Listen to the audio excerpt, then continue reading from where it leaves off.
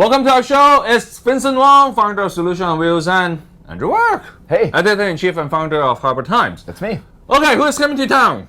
Zhang Dejiang is coming to town. Not Santa Claus. I know everybody, that always pops into my head. Santa Claus is, no, it's Zhang Dejiang is coming to town. You know Zhang is his last name, right? Right. So kind of like Dejiang. Yeah. It's kind of like Andrew Work. You won't say Work Andrew, well, right? to non-native English speakers, it sounds like he's got the same name twice in there, like Zhang Dejiang, almost like, kind of. Cool, huh? Yeah, it is kind of cool. You know what Dejiang means in Chinese? No clue. You know that the Chinese officials put a lot of thoughts and efforts in coming up with the Chinese name. Oh, they don't just go with their birth name? They're like performing artists, like Clint Eastwood? Xi Jinping. Yeah. You know the Chinese. Sure. Major Domo. Yeah. Well, the top guy. The top guy. You know what's his name? What? Jinping is. You know what is it? No. Close to Deng Xiaoping. Ah, okay. Close to Deng Xiaoping. But so that's a stage name. Yeah, not really a stage name, but his parents didn't give him that patriotic name. His patriotic name. But so his parents, like if you got his birth certificate, would it say that? They can change. They can change. Yeah, I know a lot of people. You know, there's a whole family who got like into the court soon. Used to be very senior government officials who are now being sued for corruption. Okay. His whole family is changed to the last name and then planned economy. Okay. Yeah, something like that. Really? I mean, wow. They use all the slogans from the planned economy. So their names are going to be like new last name Red Tractor or like these good communist names. Anyway, you know Zhang Dejiang, what Dejiang means? Okay, so Zhang Dejiang has I didn't know this. All this political. Is so what is it? Virtues or ethical. Okay. And Jiang is Zhang Zemin. Okay. Yeah, the last. So he is calling the last top an guy. Ethical version of that guy? No, the ethical version of a river. Ah. So I flow with virtues. With virtue. The flow of virtues. Man. Okay. Well, anyway, Zhang Dejiang is coming to town. Flowing virtue is coming to flush out the fragrant harbor, I guess. He's going to bring his virtue to flush out our harbor. Right. I think it's the only show on earth will say something like that. Probably. Yes. Yeah. I haven't even heard that. I mean, I'm getting surprised by what we got going on here. Yeah. So he's coming to Hong Kong with his fancy name. Now, maybe for people who need to know, what exactly is his role in the Chinese and Hong Kong universe? Because I think some people don't quite get how important or who this big guy is. So explain to me, who is this guy? All right, first of all, you know the Politburo, right? Yeah. And so for the record, Politburo is like the 9 most important people to control China. Yeah, and he's one of the 9. He's one of the 9. So basically, he's like the 9 Lords of the Ring.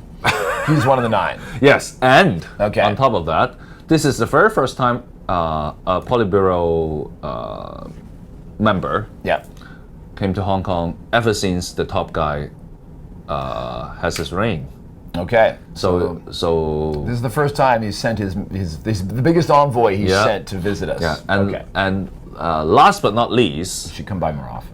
No, last but not least, of the 9 guys, they have division of labor. Right. And you know what file he got? The Hong Kong file? And the Macau file. And the Macau file. Okay. So he is responsible for SARs. Okay. All right. So that's why he's coming. So now you know why he's coming.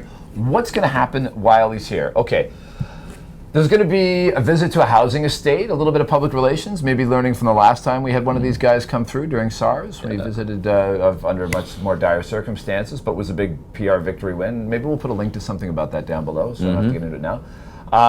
There will be a visit to a housing estate. There will be like some faff about youth in Hong Kong and innovation, the kind of stuff that governments like to play up in public. What else? LegCo is going to have a short meeting on Wednesday to make way for a big fancy official banquet. But what people are really going to be the council will end early for dinner. Yeah, pretty much. Jasper Tom's like, don't worry, guys, we got dinner plans. But that's where it starts to get interesting, because that's what people are really looking for, is what is going to happen in the closed-door meetings, one of which is going to be the Pandems before that dinner on Wednesday night, so they got to get out of LegCo too. So there's the closed-door meetings, and then people are going to be looking for tips and kind of hidden symbolism about the next chief executive. So first, on the closed-door meetings, as I said, the Pandems are going to meet.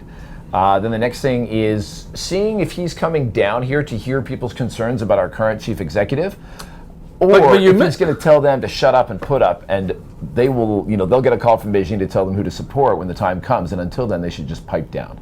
But I thought you missed the main course. Huh? He's coming to the Belt and Road Summit. Oh, and there's going to be the keynote speaker. That's right. People tend to forget that. I know.